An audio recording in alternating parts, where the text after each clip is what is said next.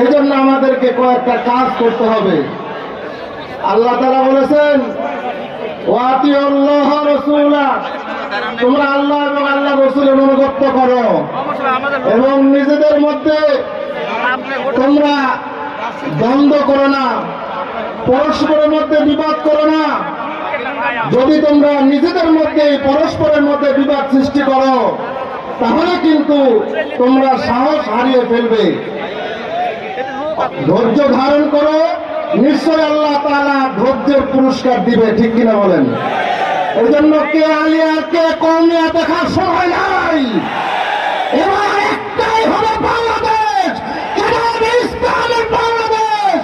এই লাগানের জমিন থেকে বলতে চাই, সারা বাংলাদেশে একটাই মার্কা, সেই মার্কাটা কি? দেশের আলো, গোলামি না আজাদি, আজাদি না গোলামি, দিল্লি না ঢাকা, দিল্লি না ঢাকা।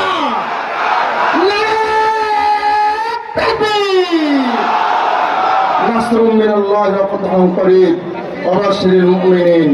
আসসালামু আলাইকুম ওয়া রাহমাতুল্লাহি ওয়া বারাকাতুহু।